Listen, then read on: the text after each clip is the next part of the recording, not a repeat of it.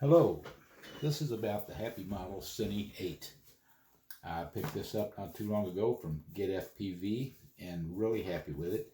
And it comes as a kit. It's the first time I ordered a kit, and this one is supposed to be real easy to put together, which it is. No soldering needed at all if you stick with the SPI board that comes with it. If you want to change the receiver, then you have to do a little soldering, which I did.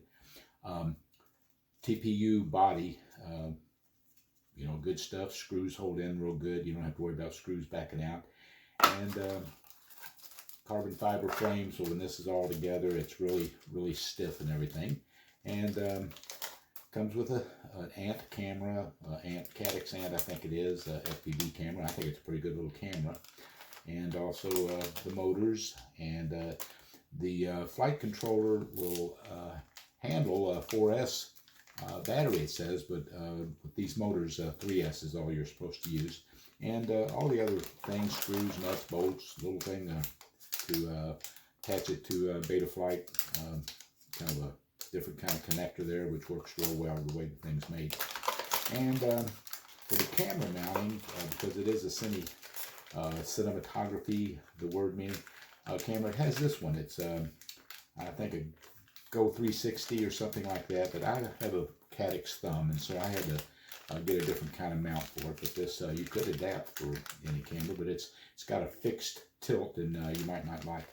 So anyway, this is how it comes with all the kit's parts. This has all been scrambled around, and when you put it together, it doesn't take long, and it will look just like this.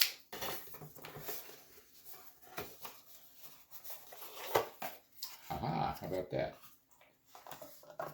And here it is. This is the Cine 8. I kept the box and put some foam in there and a thing in there for it'll set in there good, and kind of comes in handy for that. And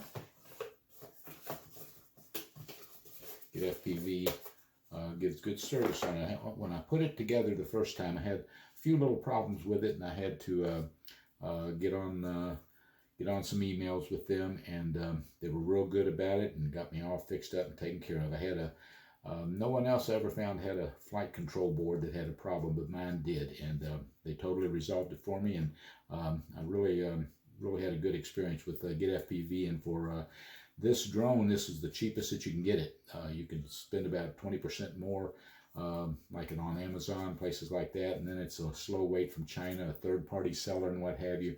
But I found dealing with these people with Get FPV down in Sarasota, Florida, was really quick and easy.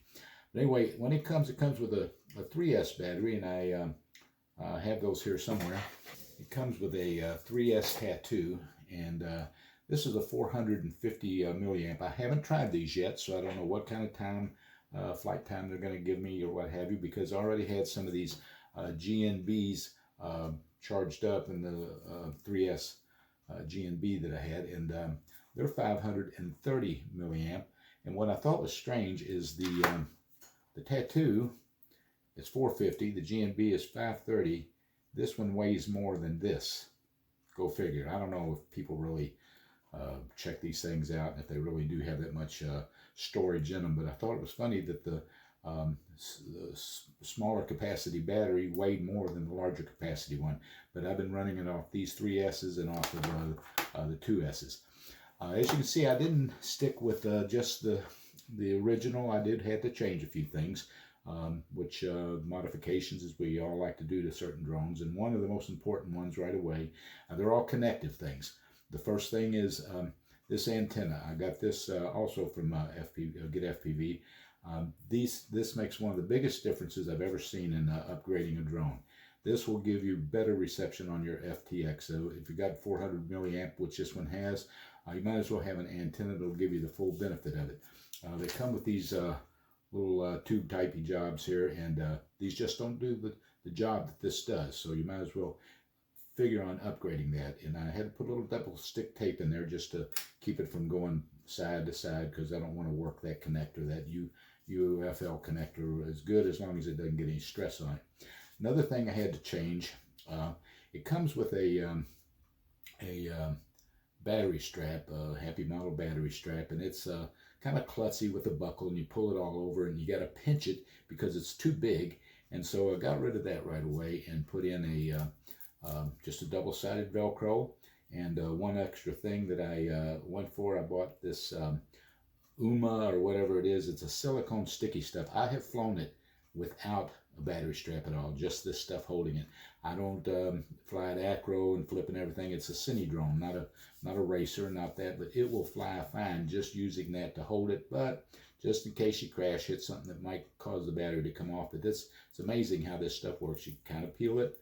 It's a super sticky stuff, and you can wipe it clean with a little water or a piece of just packing tape will just take off any dust that might build up on it. And to put the battery on, you just line it up where you need it, press it on there, and it's on there. That battery is on there. It's really weird because you can peel it off, no problem, but you can put it on. It's not like it's anti-skid stuff that kind of grips. This actually holds it. And then when you put the Velcro strap on there, pull it tight,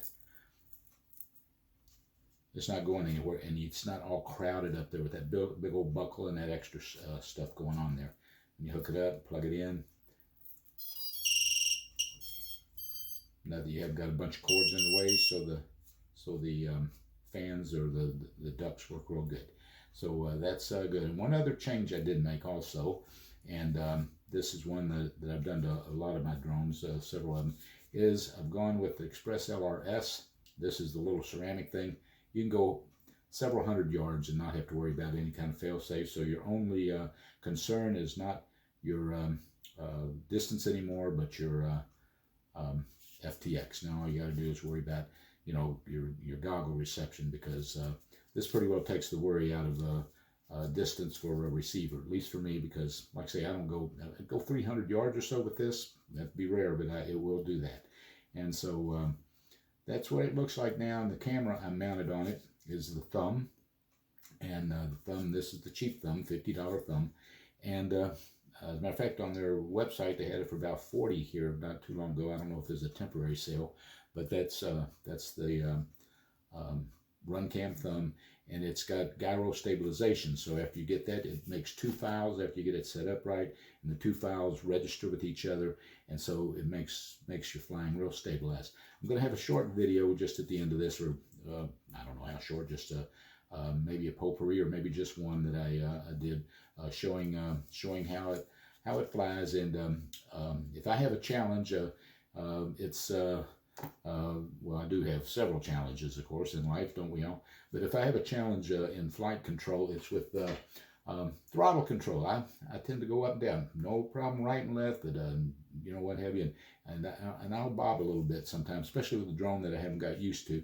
But this one handles pretty good, and I'm really happy with it. So that's what I wanted to show you, and now I'll just finish up with a little bit of video. And I've got a friend, Dano, out in Arizona, and he sent me his settings for the thumb camera. When you get into that, you know, you got a lot of choices. You got 30 frames per second, 50, 60 frames per second, the brightness, and all those things which you're familiar with if you've done any setup of a HD camera on a drone. But these, you know, you have to kind of get online and look and see what other people are doing, and also GyroFlow itself. It's not confusing, it's not hard to do, especially if you just go by the defaults, but you can make it even better if you start checking out what some folks are doing out there with it, to where finally with this cheap little camera and the GyroFlow stabilization, which is an open source, I believe, product. It's free, you download it free. You can make really nice video and not get you know, stressed out with a lot of money into it, because it's free except for a $50 camera. And they got a new version, the Thumb Pro, which is 4K, I believe, and yes, and it's about $100. But other than that, then you get into the GoPros and the 360s. Or I think one brand, I'm not familiar with them all, and you're talking $200, $300, $400. And hey, you know, I'm just an old retired guy that likes to piddle around with a hobby. I don't want to get stretched out in any more finances than that. So here it is, and I'll show you some video of it, and I recommend it. It's the first time I've done like a type of a review, but the only thing I might change on it is I'd like to try some 5-blade props on there, and might do that sometime. And I have some, and These are 2-inch props, and I think that might even make it silkier or what have you. So thanks for watching, and have a good day. God bless.